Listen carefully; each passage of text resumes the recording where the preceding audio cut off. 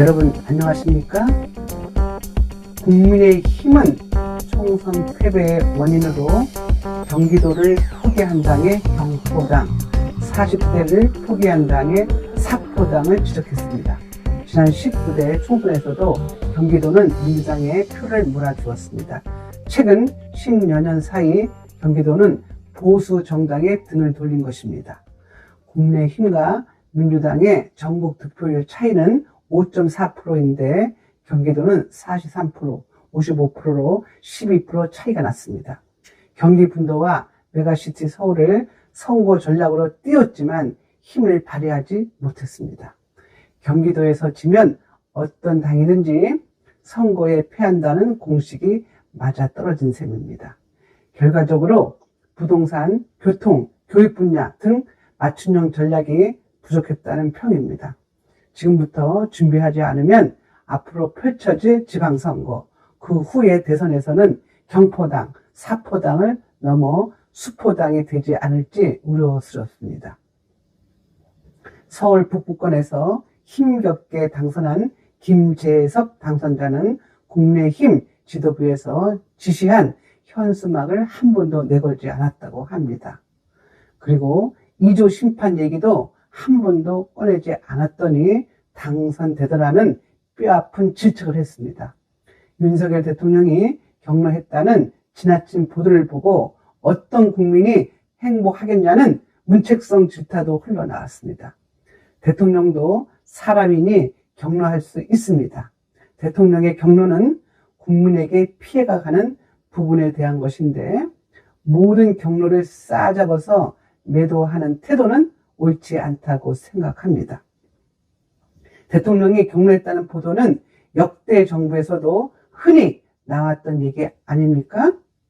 다만 용산 대통령실 참모진들의 대처에 문제가 있었다는 전문가들의 지적이 많이 나옵니다. 또한 이런 지적을 선거 이전에 했더라면 하는 아쉬움이 큽니다. 국민의힘이 그만큼 안일하게 대처했다는 얘기 아닙니까? 용산 참모진들의 대통령한테 혼날까 두려워서 쓴소리를 못했다는 뒷말도 들립니다. 2조 심판을 한동훈 전 비대위원장의 책임으로 몰아가는 분위기 역시 적절하지 않습니다. 2조 심판은 이미 국민의힘 이전부터 추진해온 야당 심판에서 비롯된 것입니다. 야당 심판이 이재명과 조국의 이니셜로 표현되었을 뿐입니다. 그래도 한동훈 위원장은 모든 책임이 자신에게 있다고 고개를 숙였으니 더는 왈가왈부할 필요는 없을 것입니다. 이제 모두 지나간 일입니다. 이제부터 황골탈퇴하지 않으면 국민의힘이나 보수의 미래는 보장할 수 없습니다. 국민의힘은 지금 심장마비에 걸린 것처럼 위험한 상태입니다. 되살아나려면 응급제세 동기를 사용해야 합니다. 첫째, 22대 국회에서는 국민의힘 지도부를 완전히 바꾸십시오. 지금 찐윤, 친윤이란 말이 나와서는 절대 안 되는 상황입니다.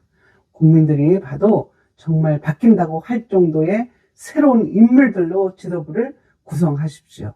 특히 이번에 수도권에서 어렵게 당선한 인물들을 최고위원으로 끌어들이고 윤석열 대통령과 가까운 이미지의 인물들은 저는 후퇴하게 하십시오. 둘째, 용산 대통령실과의 관계를 상하 관계가 아닌 쌍방향 이미지로 전환하십시오.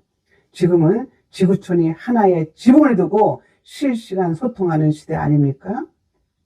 대통령실과 국민의힘이 수직적인 관계로 비춰지면 미래는 없을 것입니다.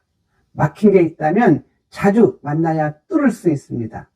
각 나라 헌법의 기초가 되는 세계 인권선언이 채택되기까지 58개국의 대표가 무려 1600여 차례 만나 회의를 했다고 합니다.